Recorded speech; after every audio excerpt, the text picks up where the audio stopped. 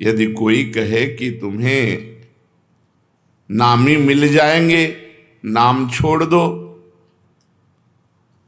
तो इस बात को नाम जापक स्वीकार नहीं करेगा।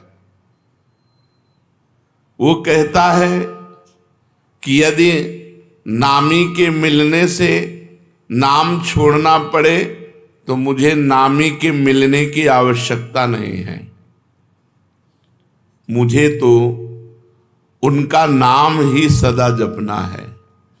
ऐसे नाम प्रेमी से भगवान कितना प्रेम करते हैं वो तो केवल भगवान ही जानते हैं। गोसाई जी कहते हैं कि जो ऐसा नाम का मतवाला है उसका इस कराल कलिकाल में आदि मध्य और अंत तीनों में ही, तीनों कालों में ही परम कल्याण होता है। जिसको भगवान से भी बढ़कर भगवान का नाम प्रिय है, यहाँ तक कि भगवान के सामने आने पर भी भगवान का नाम नहीं छोड़ता, उसका आदि मध्य और अंत तीनों महामंगलमय हैं। ताको भलो कठिन कलिकाल हूँ, आदि मध्य परिणामो, प्रिय राम नाम ते जाहि न रामो। बड़ी महिमा की बात कह रहे हैं। सकुचत समुझि नाम महिमा, मद लोभ मोह को कामो, राम नाम जप निरत सुजन पर, करत छाह घोर घामो। जो नाम प्रेमी है, नाम जब चलता है हर समय, तो अभिमान, लोभ, अज्ञान, क्रोध, काम ये सकुचा कर उस हृदय से भाग जाते हैं। जिस हृदय में निरंतर ऐसे नाम चलता है कि नाम के समान नामी से भी प्यार नहीं, जितना नाम से प्यार है, उस हृदय में अभिमान, लोभ, अज्ञान, क्रोध और काम ये सकुचा कर भाग जाते हैं, सामने नहीं आते, उसे परास्त नहीं करते, उसे जलाते नहीं। जो भक्त सदा नाम जप करता रहता है वो कड़ी धूप में भी छाया का अनुभव करता है, अर्थात भयानक दुख की परिस्थिति में भी भगवान की कृपा का, भगवान की दुलार का अनुभव करता है। भयानक विपत्ति भी सुख रूप बन जाती है जो नाम जप करता है। गोस्वामी जी कह रहे कि आप विचार करके देख लो, नाम प्रभाव सही जो कहे को, शिला सरोरुह जामो, सो सुनि सुमिरी भाग भाजन भई, सुकृत शील भील भामो। आह, यदि कोई कहे कि भैया हमने तो देखा है नाम का प्रभाव कि पत्थर में कमल उत्पन्न हो गया, तो बोले मान लेना, मान लेना, संशय मत करना, दिमाग खराब है। पत्थर में कहीं कमल होता है?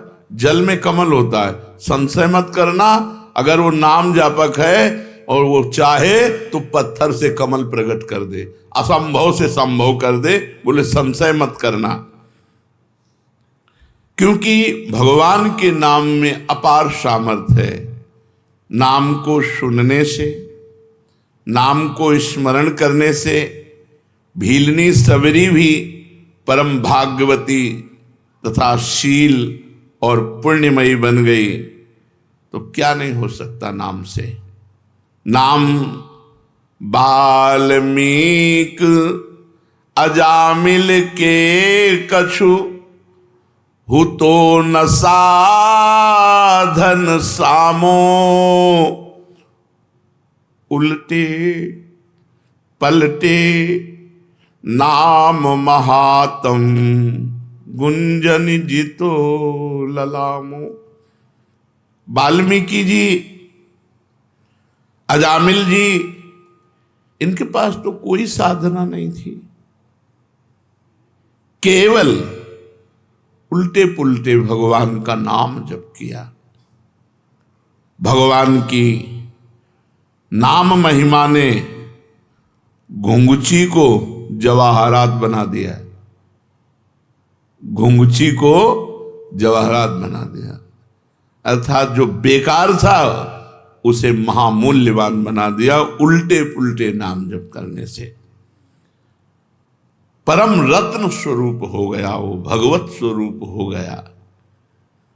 गोस्वामी जी कह रहे हैं, राम ते अधिक नाम कर तब, जेहि किए नगर गत गामो, भय बजाई दाहिने जो जपी, तुलसीदास से बामो।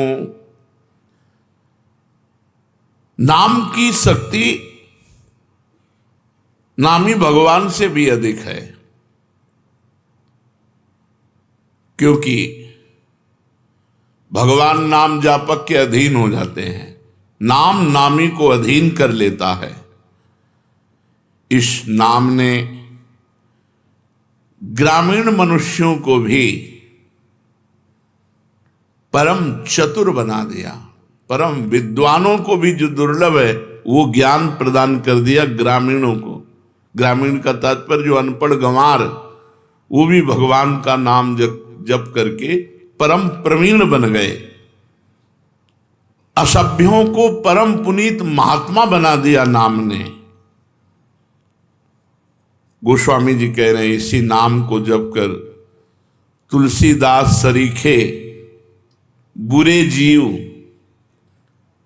डंके की चोट से कहता हूं अच्छे हो गए, डंके की चोट से कहता हूं अच्छे हो गए। तुलसीदास जी कहते हैं, हमारे जैसे बुरे जीव नाम के प्रभाव से डंके की चोट से कहता हूं अच्छे हो गए। फिर जो अच्छे लोग नाम जप करेंगे तो उनका क्या महान भाव होगा। इसलिए भगवान का नाम सर्वोपरि, जो भगवान से भी अधिक बढ़ करके है। साधना में शीघ्र लाभ मिले, इसके लिए क्या करना चाहिए। इसमें 3 चीजों की नितांत आवश्यकता है, 3 बातों की नितांत आवश्यकता है, जिससे आपकी साधना शीघ्र बढ़ेगी और फलदायी हो जाएगी। जितने भी भजन विरोधी भाव हैं उनका त्याग करना, चाहे वो व्यक्ति हो, चाहे वो वस्तु हो, चाहे वो स्थान हो, चाहे वो अंदर की वृत्ति हो। वृत्ति, व्यक्ति, वस्तु, स्थान के संग से जिससे हमारा भजन छूटे उसका त्याग कर दे। उस वृत्ति का, उस व्यक्ति का, उस भोजन का, उस वस्तु का, उस पदार्थ का, उस स्थान का, जहां हमें भजन में बाधा पड़ जाए। अगर शीघ्र साधन बढ़ाना है, भगवत प्राप्ति करनी है, तो ये नियम लेना है कि जिस व्यक्ति के संग से भजन छूटे, जिस वस्तु के खाने से भजन छूटे, जिस स्थान में जाने से भजन छूटे, जिस दृश्य के देखने से भजन छूटे, वो हमें सब छोड़ देना चाहिए। शीघ्र आपकी साधना बढ़ेगी और भगवत प्राप्ति के योग्य आपको बना देगी। पहला, वस्तु, व्यक्ति, स्थान जो हमारे भगवत चिंतन को छुड़ाए उससे हमें दूरी बना लेना है। दूसरा, निरंतर भगवत भजन को पकड़े रहना है। जैसे तूफान चले तो पहाड़ का आश्रय ले लेते हैं, कोई मजबूत वस्तु का आश्रय ले लेते हैं, ऐसे कलिकाल और माया का तूफान चल रहा है जो हमें उड़ा करके विषय प्रपंच में फंसा सकता है। तो भगवान के नाम रूपी पहाड़ का आश्रय लिए, राधा राधा राधा, हर समय नाम जप, और भगवान की रुचि उत्पन्न करने वाले वस्तु, व्यक्ति, स्थान का संग। 3 बातें। भगवान का विस्मरण करा दे, ऐसे वस्तु व्यक्ति स्थान के संग का त्याग, निरंतर भगवान के नाम का जप, आश्रय भगवान का इस कोटि से नाम जप द्वारा जैसे तूफान आए तो हम मजबूत वस्तु का, तो यहां तूफान ही चल रहा है, काम क्रोध लोभ मोह मद मत्सर कलिकाल के कराल, जितने भी दुराचार की प्रवृत्तियां हैं ये सब तूफान की तरह आती हैं और साधक को भ्रष्ट कर देती हैं। अगर साधक नाम का आश्रय लिए है तो बच जाएगा। तीसरा, हमें ऐसे व्यक्ति वस्तु स्थान का संग करना है जिसके दर्शन से, संभाषण से, खान पान से, वहां पहुंचने से हमारा भजन होता है। उस स्थान, उस वस्तु, उस व्यक्ति का मुझे संग करना है। अगर ये तीन बातें जीवन में है तो साधना बहुत जल्दी बढ़ेगी और फलदायी हो जाएगी। क्या साधना में प्रारब्ध बाधा पहुंचाता है? हाँ, यदि कड़ाई से भजन करोगे, जिद्दी स्वभाव बना के, कुछ भी हो जाए भजन नहीं छूटने वाला, तो आपका प्रारब्ध भी पीछे हट जाएगा। नहीं, आपका प्रारब्ध आपके भजन को रोक देगा।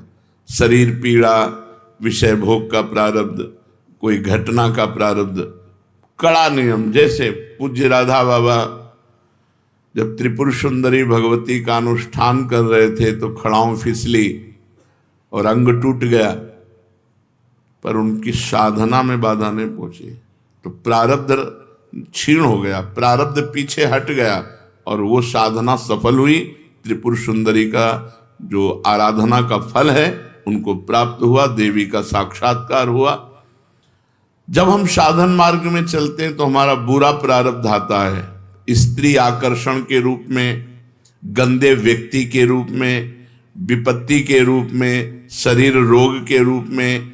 यदि हम शिथिलता पूर्वक साधना करेंगे तो बाधित हो जाएंगे, यदि कड़ाई से नियम पूर्वक, मर चाहे जाऊं भजन नहीं छोड़ेंगे, तो हर प्रारब्ध क्षीण होता चला जाएगा और उसकी साधना आगे बढ़ जाएगी। कड़ाई से यदि साधना के नियम पालन किए जाएं तो उसमें प्रारब्ध भी नष्ट हो जाता है, नहीं तो प्रारब्ध भजन मार्ग को क्षीण कर देगा। कहा जाता है भजन का अभ्यास करो, तो यह अभ्यास क्या है? शरीर को बार बार भगवत सेवा में लगाना, मन को बार बार भगवान के नाम में लगाना, बुद्धि को बार बार भगवान के चरणों में लगाना, इसी को अभ्यास कहते हैं। बार बार शरीर से भगवान की सेवा करो, बार बार मन से भगवान का सुमिरन करो, बार बार बुद्धि को भगवान के रूप चिंतन में लगाओ, भगवान के महत्व में लगाओ, ये अभ्यास है। साधन में तत्परता नहीं आती जैसी आनी चाहिए, उसका क्या कारण है? पूर्ण श्रद्धा नहीं होती, वहां तत्परता नहीं आती। जब हमें महत्व बुद्धि और श्रद्धा हो जाएगी कि मुझे भगवत प्राप्ति ही करनी, तो साधना में तत्परता आ जाएगी। ये नियम है कि जहां हमारी महत्व बुद्धि होती है वहां हमारा चिंतन होता है, जहां चिंतन होता है उसी के मिलन की तत्परता आती है। तो प्रधान कारण है श्रद्धा ना होना, महत्व बुद्धि ना होना, इसलिए साधन में तत्परता नहीं आती। जब इस कोटि का महत्व नाम में हो जाए कि नाम के आगे नामी भी छोटा नजर आवे, जितना नाम से प्रेम है उतना नामी से प्रेम नहीं, इस कोटि की श्रद्धा, तब निरंतर नाम चलता है। साधना में जीवन किसे कह सकते हैं? सरल और साधु। सरल और साधु में जीवन साधना में जीवन होता है। साधना में जीवन, सरल जीवन, साधु में जीवन। संत सरल चित जगत हित जान स्वभाव सने, जिनका स्वभाव होता है संत सरल चित, सरल चित, सरलता और साधुता, ये साधना का स्वरूप है। अगर साधन ठीक कर रहा है तो सरल और साधु स्वभाव वाला होगा। साधु स्वभाव क्या है? कभी किसी से कुछ ना चाहना, निरंतर परहित करना, बड़े से बड़े कष्ट को सह करके भी किसी से सहायता ना लेना, ये सब साधुता के अंतर्गत आता है।